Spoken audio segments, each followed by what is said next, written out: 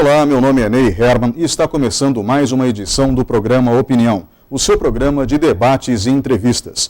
Muito obrigado por permitir que eu entre em sua casa. O tema de hoje, as manifestações do dia 15 de março e o regime militar. Comigo no estúdio está o professor Carlos William Jacques Moraes, doutor em Filosofia Política, professor do Departamento de Educação da Universidade Estadual de Ponta Grossa e do curso de mestrado em jornalismo. Professor, muito bem-vindo.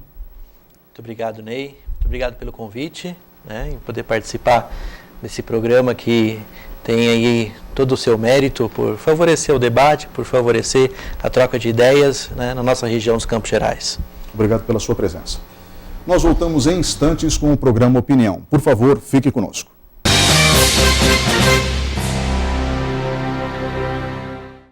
Olá, estamos de volta com o segundo bloco do programa Opinião. O tema de hoje é as manifestações de 15 de março e o regime militar. Comigo no estúdio, o doutor em Filosofia Política, professor da Universidade Estadual de Ponta Grossa, Carlos William Jacques Moraes. Professor, o número de pessoas nas ruas do país acabou impressionando o governo? O governo esperava um montante tão grande de pessoas se manifestando contra ele? Ei, eu penso que por aquilo que representou as reações, tanto os depoimentos do dia da manifestação, como também o que foi o decorrer dessa semana, até ser lançado um pacote de medidas contra a corrupção, a ideia que nos dá é que o governo não estava tão preparado assim, para perceber o que seria o impacto dessas manifestações. Tanto que quando o ministro da Justiça ele se pronuncia no domingo, a partir de tudo aquilo que foram as manifestações, olha, nós vamos lançar ainda um pacote de medidas de combate à corrupção. Quer dizer, isso já foi uma promessa de campanha, já de 5, 6 meses atrás. Então, quer dizer, a resposta ela tinha que ser dada já no primeiro momento em que a presidente Dilma assumiu esse novo mandato. A resposta ela seria exigida, sim, nesse momento. Agora, é claro, a gente precisa também ter muito cuidado agora ao fazer a análise dessa resposta frente às repercussões das manifestações do dia 15, porque existe uma crise moral, uma crise de legitimidade na proposição de programas, de políticas, de organização do próprio governo. Eu noto que existe um vazio de poder em Brasília. A crise gerada entre o PMDB e o PT de Dilma Rousseff, porque o próprio PT se encontra dividido, acabou deixando a presidente da República isolada no início do seu segundo mandato. O que é incompreensível num regime presidencialista que reelege alguém. Lógico, várias promessas de campanha ela quebrou com o modelo econômico que passou a adotar agora. Um modelo econômico que ela já deveria ter retomado, porque era o modelo econômico do primeiro mandato do governo Lula e também aplicado no governo Fernando Henrique Cardoso.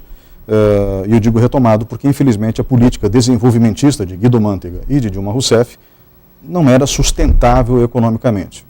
É o que os indicadores demonstram, não sou eu que falo. Mas o fato é que essas medidas acabaram gerando uma antipatia muito forte, mesmo por quem a elegeu. E ela foi reeleita, com uma diferença de 3 milhões de votos, e foi reeleita.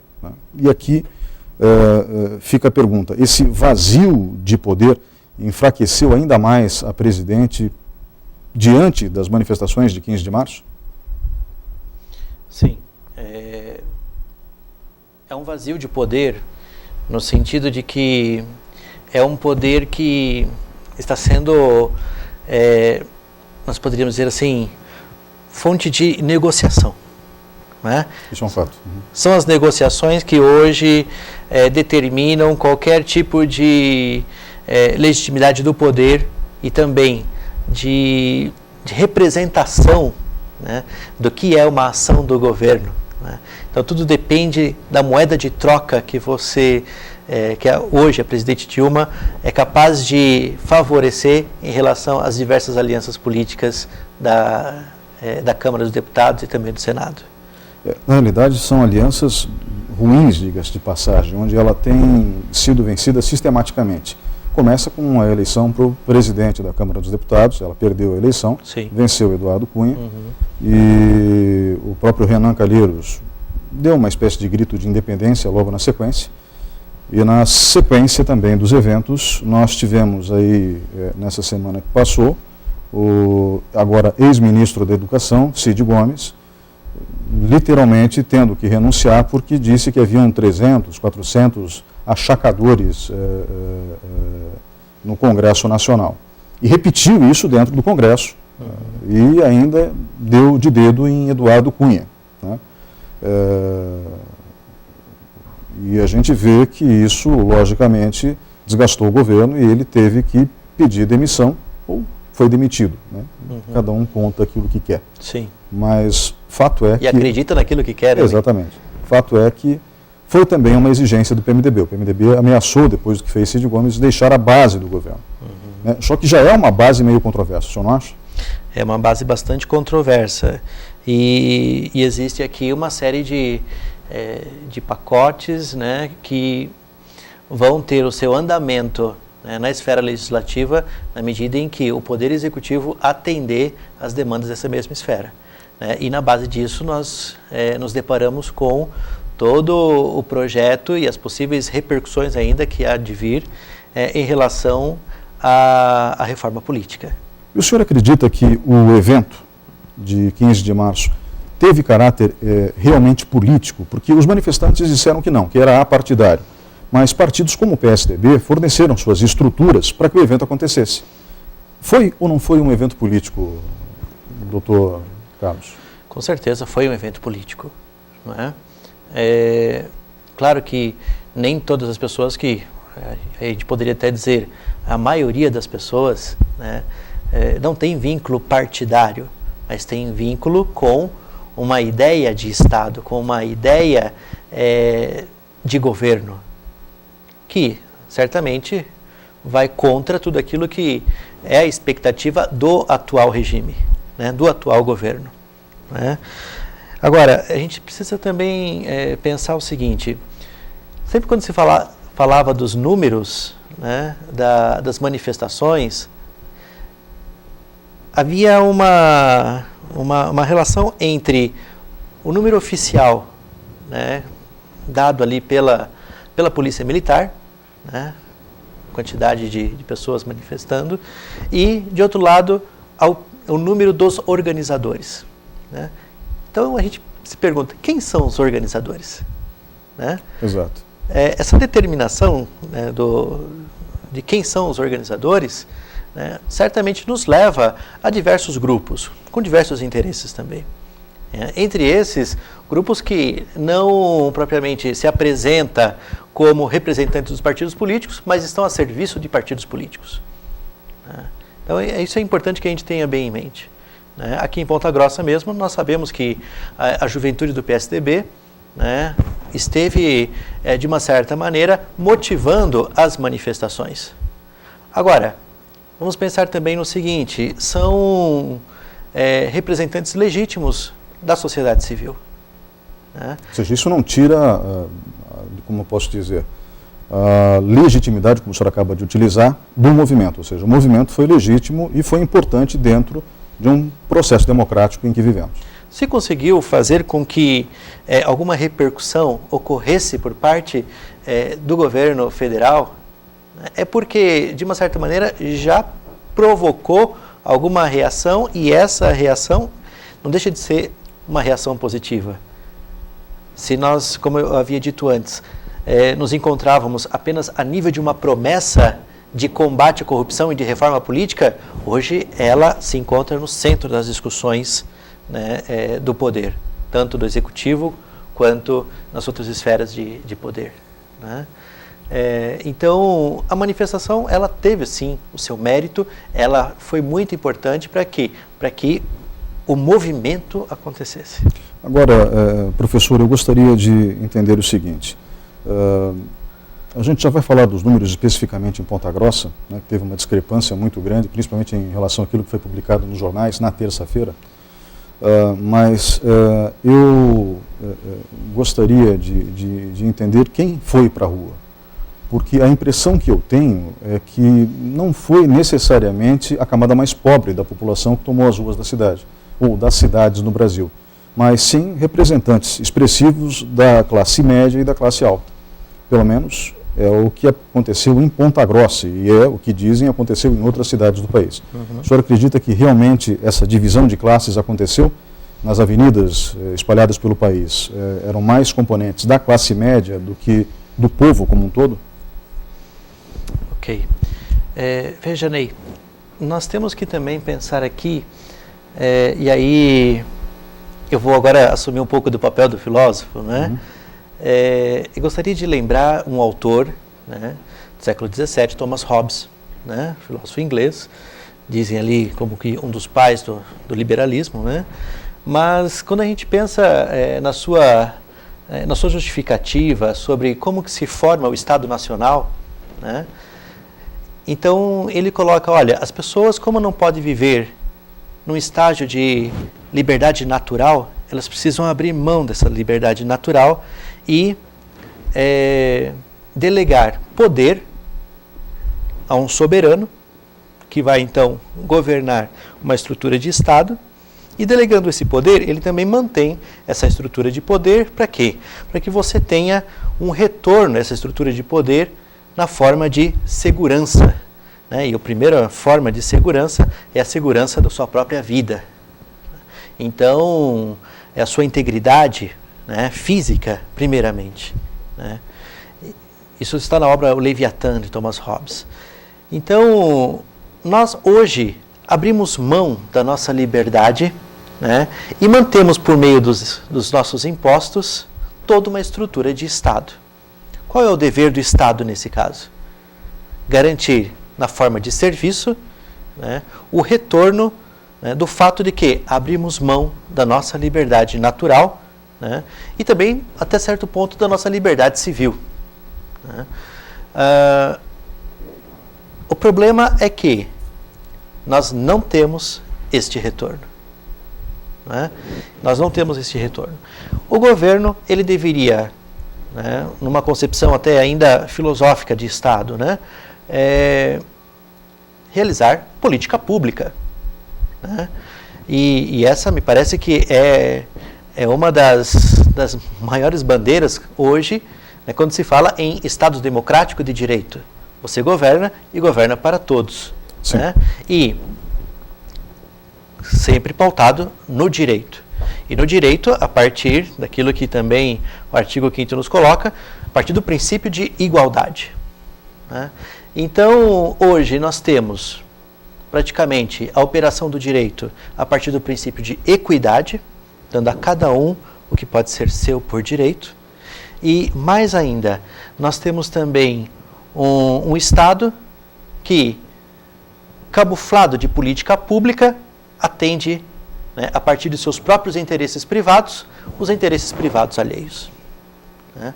Então, quando a gente coloca lá no início da entrevista que existe uma crise de legitimidade, quer dizer, existe uma crise moral na medida em que você não atende mais aquilo que significa princípio e fim da política, num Estado democrático de direito e num Estado em que as pessoas, né, abrem mão daquilo que lhes é primordial, né, que é a sua própria vida, né, e a vida em segurança e vida plena. Então, quando as pessoas vão para se manifestar de modo que elas entendem, né, que um direito está sendo ameaçado. Eu entendo a sua linha de raciocínio e não quero interrompê-lo, mas em relação às pessoas que estavam nas ruas, né, eu sei que elas têm o direito de se manifestar, aliás, devem, mas eram basicamente integrantes da classe média, não eram? Sim. Que têm tido, o senhor falou em interesses privados, que têm tido seus interesses privados tolhidos durante esses últimos anos. Seria mais ou menos isso? Sim. São pessoas da classe média e são as pessoas que mais pagam e mantêm essa estrutura de Estado. Então, quer dizer, e menos percebem o retorno das políticas de governo. ou das políticas de Estado também. Né? Mais ainda, quando elas tanto pagam e quase não percebem esse retorno para si, né? E percebem também que as camadas da classe mais baixa, das camadas populares, também não têm esse retorno. Né? Por quê? Porque o dinheiro muitas vezes se converte em corrupção, aí elas lançam mão do quê? Da manifestação, do protesto. Até do apelo moral. Né? Sim. E aí é claro, né? O modo como elas fazem isso, se são induzidas, se não tem ainda uma compreensão clara do que significa uma saída, né, para a crise moral vivida pelo próprio regime hoje instituído, né, isso daí é uma outra questão que eu acho que merece também ser problematizada. Professor, eu também quero falar dos números. Né? Os números demonstram bem isso. No dia da manifestação, o repórter Kleber Boneta, da CBN, ele esteve lá, conversou com representantes da Polícia Militar, e os representantes da Polícia Militar disseram que eram aproximadamente 3 mil pessoas. Representantes da Autarquia Municipal de Trânsito, em torno de 5 mil pessoas. Daí, no dia seguinte, sai um levantamento, teoricamente nos 2 jornais, né, mas teoricamente apresentado pela Polícia Militar, de 8 mil pessoas. Quem estava presente ao evento disse que não passava de 5 mil de jeito nenhum. Entre as entrevistas feitas também pelo mesmo jornalista, Kleber Moleta, era visível, entrevistas feitas aleatoriamente, era visível que estávamos vendo pessoas com alto poder aquisitivo, pessoas que diziam, meu pai e minha mãe me sustentam, graças a Deus, senão não teria como viver, ou então, entrevistas que diziam, viajei para fora, agora fui para o Chile, fui para os Estados Unidos, estive fora do Brasil, pessoas que realmente têm um poder aquisitivo diferenciado. Como o senhor disse, pessoas que têm sido prejudicadas por políticas governamentais, mas políticas governamentais que também têm favorecido camadas que sempre foram desfavorecidas na sociedade. Sim. Lógico, se governa para todos, mas é preciso que todos entendam que aqueles que têm mais, pagam mais por aqueles que não têm condições de pagar. Né? Essa é a lógica tributária, não só no Brasil, mas no mundo inteiro. Agora, essas características presentes em Ponta Grossa se repetiram no resto do país, ou Ponta Grossa é um caso sui generis? Porque em outras cidades do Paraná, o número de manifestantes foi bem maior, não é mesmo? Sim. As manifestações aqui em Ponta Grossa, nós poderíamos dizer que ainda foram tímidas em relação a outras cidades, até cidades de menor porte que Ponta Grossa, em outros estados também. Né? Mas aqui nós tivemos, segundo uma média, né, entre os organizadores e a polícia, cerca de 50 mil em Londrina e cerca de 100 mil manifestantes em Curitiba. Né? E é interessante, né, essa questão dos números, porque no período da manhã, em São Paulo, tinha pouca gente, né, ainda no dia 15, se manifestando nas ruas, né, no período da manhã. E aí havia até uma certa expectativa, né? O movimento vai minguar. E aí todo o foco estava em Brasília, porque naquele momento, naquele período da manhã, a manifestação era maior lá em Brasília, em Copacabana. Mas quando à tarde o número passa de 1 milhão de pessoas, né, aí me parece, São Paulo agora entrou na manifestação. E aí sim se percebeu a repercussão de todo o manifesto, né, do dia 15. Por quê? Porque acaba tendo uma força política maior. De pouco mais de 1 milhão, né, 1 milhão e 200, em São Paulo, né, e aí, mais uma vez, né, discrepâncias em relação a esse número, que gerou até certos efeitos na rede social, né, mas de 1 milhão a gente não pode dizer que são todos de uma classe média ou média alta. Né? E ali nós encontramos grupos de todo tipo de ideologia. Né? Entendo. Agora, vamos pegar Ponta Grossa. Ponta Grossa, essa representação, ela é tímida, mas não é de espantar essa timidez, né, em relação à classe média. Muito mais pacifista, né? E quando não partidária, né? Pacifista no sentido de que você tem uma série de representações culturais muito fortes, né? No imaginário, na forma de pensar, né? No modo de ser, né? Do pontagrossense de classe média, né? Que por vezes, e vejam, o dia estava bom, né? Naturalmente é mais introspectivo. Né? Sim, naturalmente é mais introspectivo. Então, não é de também se espantar com esses números. Agora, da entrevista que o jornalista Kleber ele apresenta, nós percebemos, sim, pessoas que estavam ali, que viajam, que têm acesso a redes sociais. Claro que se fosse uma carreata, talvez essa questão da discrepância da classe social seria ainda mais evidente, mais visível. Né? Mas como é uma passeata, então você vê um manifesto ainda de massa, mas que representa muito mais os interesses ainda de uma classe média, de uma classe alta, média alta, do que o apelo à melhoria de programas, né, já promovidos pelo governo para atender as camadas populares. Professor, vamos encerrar esse bloco aqui falando dos impactos. Eu acho que a gente já falou, eu acho que já ficou bem compreendido por parte do telespectador, que as manifestações tiveram sim cunho partidário, tiveram mais do que isso, pessoas que representam um grupo da sociedade que pensa de maneira diferente do governo, que tem em mente um modelo de Estado diferente, e vimos que essas manifestações tiveram uma reação por parte do governo, que publicou um pacote anticorrupção, tardiamente, de maneira tímida, diga-se de passagem, mas ao mesmo tempo, e não sei se isso tem ligação direta com as manifestações de 15 de março, o Instituto Datafolha fez uma pesquisa nos dias 16 e 17 de março, ouvindo 2.842 eleitores espalhados pelo país, e o índice de rejeição, ou seja, pessoas que consideram o governo Dilma Rousseff como ruim ou péssimo, era de 62%. No mês passado, 44%. Em fevereiro, 44%. Em março, 62%. Desde Fernando Collor, não se tinha um índice de reprovação tão alto. Fernando Collor, quase antes de ser afastado pelo processo de impeachment, tinha 68% de reprovação. Mas o Congresso Nacional que não fique muito animado com isso, né? Porque o índice de aprovação do Congresso Nacional é de apenas 9%. Né? E no caso da Presidente da República, o índice de aprovação de apenas 13%. Aprovação plena. O senhor acredita que, para encerrarmos esse bloco, isso pode ter sido efeito das manifestações em quem foi entrevistado pelo Instituto Datafolha, ou realmente já faz parte de um contexto geral que inclui aí o aumento do preço da gasolina, o aumento da tarifa de energia, entre outras coisas?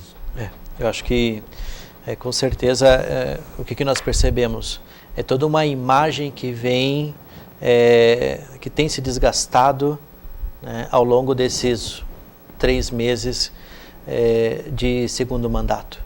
Né? A própria imagem dela, quando ela se expõe na mídia, você percebe que existe já um cansaço, você percebe que existe já, e é claro, tudo isso também é produzido, não é? Tudo isso também é montado para que se mostre, né, esse cansaço e esse desgaste.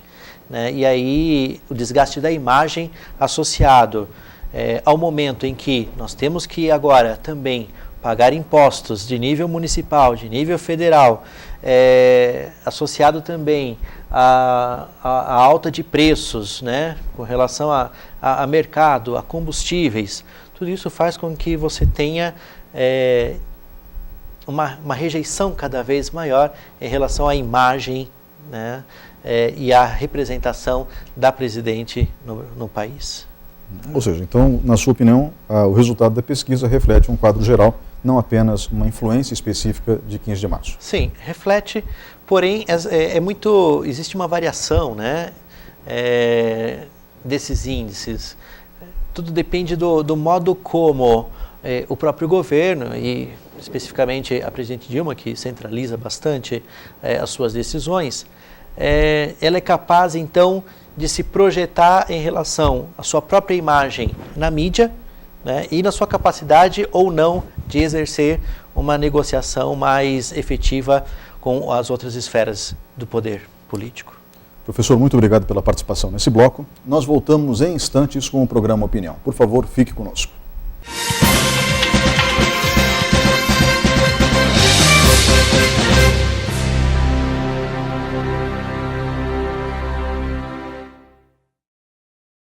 Vamos voltar à entrevista com o professor Carlos Williams Jacques Moraes, doutor em Filosofia Política, professor da Universidade Estadual de Ponta Grossa. Falamos das manifestações de 15 de março, de quem foi à rua, por que se sentem literalmente ultrajados, não é só uma questão moral, mas também uma questão de patrimônio, ou seja, as pessoas sentem que o seu poder econômico está diminuindo e realmente está, mediante a inflação e a incapacidade de reposição salarial adequada à medida que o tempo passa. Mas tivemos, durante a manifestação, e de novo eu cito o repórter Kleber Moleta da CBN, né, pessoas pedindo a volta do regime militar. Isso é muito comum nas redes sociais. Do meu ponto de vista, e talvez o senhor possa me ajudar, são pessoas que literalmente não conhecem os bastidores do regime militar, não é, professor? Não sabem exatamente o que significa um regime de exceção. Ok. Bom, esse tema do regime militar é um tema bastante controverso, Ney, porque acho que nós precisamos, evidentemente, ter, como você colocou aqui, precisamos ter informação e informação consistente, não é? E nem sempre eu verifico que as pessoas têm, de fato, a noção do que significa o regime militar e do que ele representou, né, historicamente no Brasil, né? Então, nós apenas também dizíamos, né, lá na rádio, olha, você pedir a volta do regime militar numa manifestação representa uma contradição, né? No sentido de que a contradição interna ela acontece quando você se manifesta pelo direito de não poder mais se manifestar frente a um determinado comando, a um poder, né, que determina o fim da liberdade de expressão, né, ou a regulação desta mesma liberdade. Apenas explicando para quem está nos assistindo agora, eu entrevistei o professor Carlos Moraes na rádio CBN na última segunda-feira, dia 16 de março, junto com o repórter Kleber Moleta. E por isso, pelo desempenho do professor naquela entrevista, eu o convidei para estar conosco aqui hoje, dividindo o conhecimento amplo que ele tem sobre o assunto, tanto no que se refere à filosofia política, Sim, como à análise conjuntural do período que vivemos e também sim, do histórico brasileiro, ou seja, do nosso passado recente, que inclui aí o período de 1964 a 1984. Professor, em relação a essa história de que nem todo mundo conhece os bastidores do regime militar, se o senhor me permite, sim, eu vou dar alguns exemplos e, se eu estiver errado, tem a liberdade de me corrigir. tranquilo. Por exemplo, o milagre econômico brasileiro. Nós nunca tivemos um milagre econômico. Simplesmente o governo militar, através de seus ministros, entre eles Delfim Neto, pegava o dinheiro lá fora, bancos estrangeiros, com governos estrangeiros, e aplicava aqui dentro. Então, não havia milagre, não existia a geração de renda, a geração de emprego, a geração de divisas. Simplesmente era dinheiro de fora, era dinheiro de empréstimo. Uma hora a gente teria que pagar esse empréstimo. Não pagamos. Mais tarde, em entrevistas, o ex-ministro Delfim Neto disse que era justamente para não pagar. O que cá entre nós foi de uma irresponsabilidade sem precedentes. O resultado prático disso. Durante o regime militar, a dívida externa passou de 3 bilhões de dólares para 100 bilhões de dólares. De 3 bilhões de dólares em 1964, quando teve o golpe militar, não foi revolução, e em 1984, quando eles saíram do poder, a dívida era de 100 bilhões de dólares. Dito isso, é importante também destacar o seguinte: muitas pessoas alegam que os presidentes militares eram honestos. Eu não vou nem contestar isso. Não vou contestar isso, porque realmente eles não acumularam fortuna. Nenhum dos generais acumulou fortuna. Porém, e é importante que as pessoas saibam disso, quem estava abaixo no escalão já pode ter acumulado fortuna sim. Porque dinheiro foi desviado? Foi. Por exemplo, as usinas de Angra dos Reis, melhor dizendo, no litoral do Rio de Janeiro. Nós deveríamos ter 8 reatores funcionando plenamente, nenhum deles funciona adequadamente, ou produz adequadamente energia, não são 8 com certeza, e a tecnologia comprada da Alemanha à época já era ultrapassada. E foram gastos nesse processo mais de 8 bilhões de dólares, uma fortuna que não foi aplicada naquele local. Então, onde foi aplicada essa pequena fortuna? Nós precisamos contestar esse tipo de fato. Além disso, havia sim violência. As pessoas dizem, só os bandidos, aqueles que não respeitavam a lei, eram punidos pelo regime militar. Mentira! Pessoas que discordavam do regime, apenas discordavam, eram punidas e punidas de forma severa. De forma severa, eu falo, assassinadas. Em 1990 foi encontrado um cemitério clandestino em Perus, na cidade de São Paulo, e lá se descobriu mais de 5.000 ossadas. Uma grande parte, se não a maioria, provavelmente a maioria, que eram ossadas oriundas do período do regime militar, especificamente, de acordo com a datação, do período em que Emílio Garrastazu Médici foi presidente da República. Então, nós tivemos um regime de exceção, um regime violento, e para quem não sabe, especializado em tortura.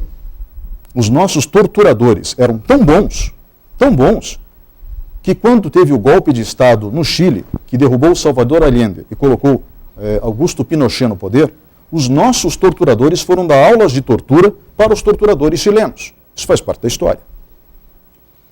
Não são opiniões minhas aqui emitidas, por favor, são apenas fatos históricos.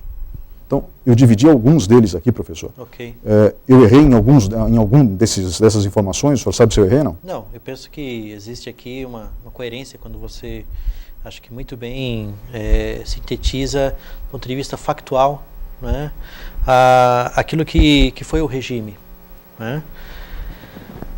Eu gostaria apenas de colocar, não do ponto de vista factual, mas do ponto de vista da ideologia e também do que representa hoje a defesa, a volta do regime, né, do ponto de vista simbólico. Sim, claro. Né? Então, veja, Ney, quando as pessoas hoje pedem a volta do regime militar, e aí a gente tem que considerar também que não podemos fazer uma generalização apressada, no sentido de que são todos, né? Mas são muito bem focados aqueles que, situados, digamos então, que pedem o retorno ao regime. Né? Então, nós precisamos pensar, primeiramente, naquilo que representou o regime e, de outro lado, a ideologia do regime. Né? Quando a gente fala hoje de Ponta Grossa ela tem também, e naqueles que pedem a volta do regime militar, Ponta Grossa, do ponto de vista cultural e ideológico, ela sofre a influência da ideologia da ordem. Né? Então nós temos aqui uma série de símbolos que, do ponto de vista filosófico, a gente vai identificar com o positivismo. Né? A ideia da ordem, a ideia do controle, a ideia do progresso. Né? Então, tudo isso faz com que, no imaginário, na representação coletiva, nós tenhamos, então, a vinculação desta mesma ideologia da ordem com a ideia de que um regime que preza pela ordem e que traz a noção de orgulho nacional seria o melhor regime. Né? Então, hoje, quando você tem, de um lado, uma imagem desgastada de um governante, de uma governante e de toda a sua estrutura de Estado, toda a sua estrutura política, o que representa, né, o amor à pátria? Né? Então, claro, e aí tem toda a questão da estrutura que é própria de regimes ditatoriais, a propaganda. A propaganda também prezou muito pela ideia de orgulho nacional, de pátria. Né? Só convém aqui lembrar também, né, professor, e lembrar a quem está nos assistindo, que mestres em propaganda também eram os fascistas e os nazistas. Sim.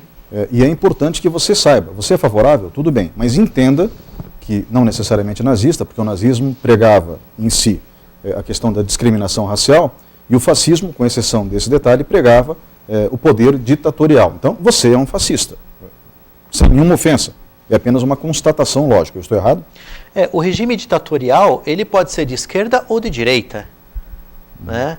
Então, da mesma maneira que nós temos regimes ali de cunho ditatorial e militar, né, de direita, e aqueles que o nazismo e o fascismo são os que primeiramente nos vêm à mente, mas também regimes comunistas militarizados, né, também podem exercer opressões, perseguições, né? Os números, né, às vezes até são... O que os manifestantes pedem é a volta do regime de direita. Do regime de direita. Então eu não errei no fascismo. Não, não. Ok, Né? Só para saber.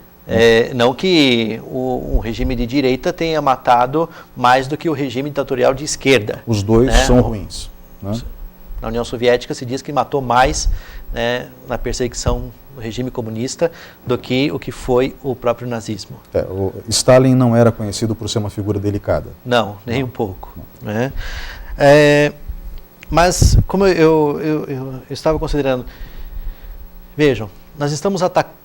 Nossa, eu não. Aqui a gente procura fazer uma análise, acho que sobretudo mais descritiva e mais centrada em justificativas razoáveis. Né? Acho que isso é fundamental no nosso papel como intelectual. Mas quando você tem toda uma manifestação que também defende a volta do regime militar, né, a gente pode também considerar aqui que é a volta a um regime que oprimiu aquela que está hoje no poder, né, a própria presidente. Quer dizer, é uma maneira de você, simbolicamente, protestar também contra o regime de Estado hoje instituído democraticamente.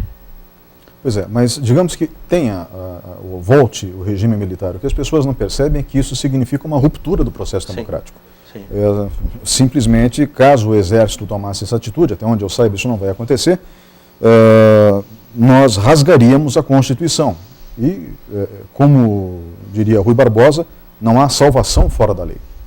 Não sei se a expressão é exatamente essa, mas a síntese da mensagem é essa. Ou seja, sem lei, quem nos assegura qualquer tipo de direito? Sim. A menos que eu esteja errado. Apesar também, eu acho que de uma resposta pouco expressiva, a fala do ministro da Justiça no domingo, ela é, de uma certa maneira, também coerente. Quando ele pede, olha, vamos dialogar. Todos têm, sim, o direito a se manifestar, lógico, mas vamos dialogar para que a gente possa tirar daí uma solução mais razoável para os nossos problemas. Então, quer dizer, se admite, sim, que tem problemas, há um meia-culpa, mas isso não não se dá de modo evidente na fala do próprio governo, né? Mas se está, sim, aliás, se percebe claramente, e até o índice de rejeição mostra isso, não é possível que somente os 13% tenham clareza de que não há crise, né? Existe uma crise de representação, existe uma crise política, existe uma crise econômica, não é? E o governo sabe disso, né? O governo sabe disso, e é necessário apontar saídas. E a saída começa, sim, de modo democrático, a curar internamente aquilo que se tem como expressão, né, de uma crise. Professor, estamos chegando ao fim desse bloco. Eu gostaria que o senhor apenas sintetizasse, né, o que nós precisamos ter nessa reforma política. Né? Eu vou perguntando, o senhor vai dizendo sim ou não, se o senhor me aceitar, né, ok, dentro desse processo. Reeleição para todos os níveis, sim ou não? Sim. Reeleição, sim? Sim. O senhor acha que pode ser mantida, então, sem problema nenhum? Desde que o povo entenda que a continuidade do regime, né, ali instituído democraticamente, ela pode causar um bom efeito para o próprio povo, eu não vejo problema. As coligações de legenda, né, que acabam puxando para dentro do Congresso, ou das assembleias, ou das câmaras municipais, quem não teve muita expressão eleitoral por conta de um campeão de votos, como foi o deputado Tiririca, né, O senhor é favorável ao sistema vigente ou deveriam entrar no Congresso, nas assembleias, nas câmaras municipais apenas os mais votados? Os mais votados, com certeza, né?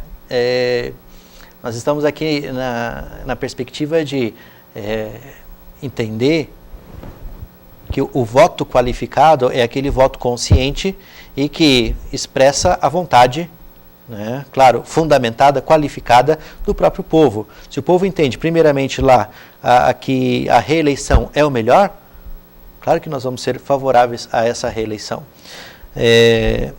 Agora, esse mecanismo artificial, né, que visa trazer, né, deputados que não foram os mais votados, porque desse modo, não representando também o que é a vontade de um voto que necessariamente deve ser qualificado, também deve ser, então, negado esse tipo de condição.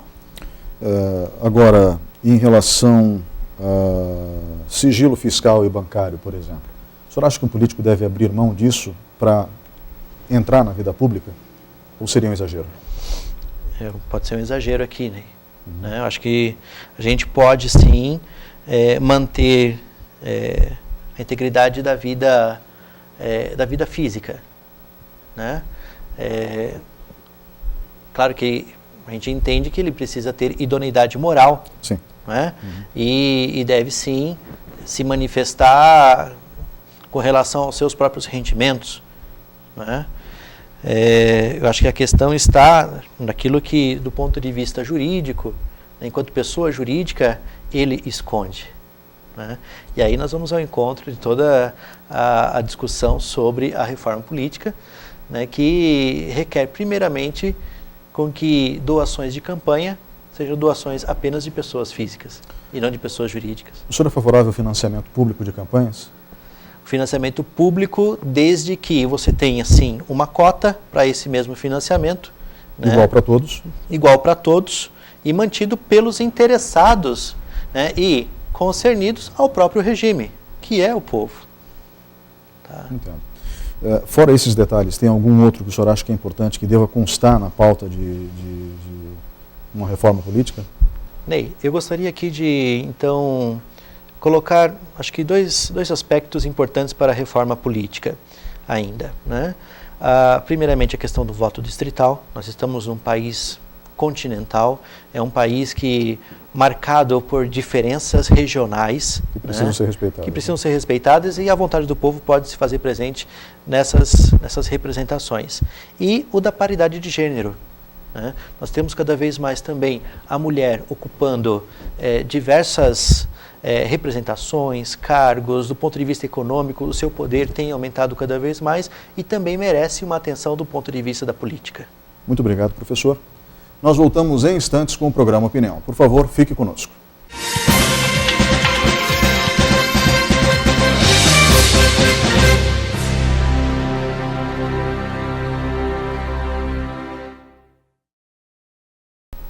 Olá, estamos de volta com o quarto e último bloco do programa Opinião. O tema de hoje, as manifestações de 15 de março e o regime militar. Comigo no estúdio, o professor Carlos Williams Jacques Moraes, doutor em Filosofia Política, professor do Departamento de Educação e do curso de mestrado em Jornalismo da Universidade Estadual de Ponta Grossa.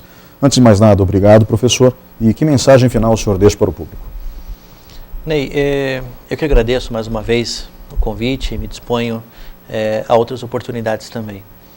Eu gostaria de colocar ao público uma citação do filósofo frankfurtiano Theodor Adorno. Ele tem um artigo em que ele coloca ali educação após Auschwitz, né? E logo no primeiro parágrafo desse texto, ele coloca que Auschwitz não se repita, né? Por tudo aquilo que representou os campos de concentração de Auschwitz, né? E qualquer projeto de sociedade precisa levar em conta o que representou Auschwitz, né? Então, aqui eu coloco ao público que, olha, se manifestem, sim. Isso é muito importante para a democracia, mas que haja o respeito, que haja a qualificação da nossa própria opinião, né? Que seja uma opinião que possa ser expressa e reconhecida como o melhor tipo de argumento político, de argumento jurídico válido, né? E de argumento social também, e que a gente possa ser coerente com esses mesmos argumentos. Obrigado, professor, e obrigado a você que estava em casa nos assistindo até agora. Qualquer opinião sobre este programa, por favor, envie para ney@neyherman.com ou então mande um SMS para 9112 1010. Um grande abraço e até a próxima semana.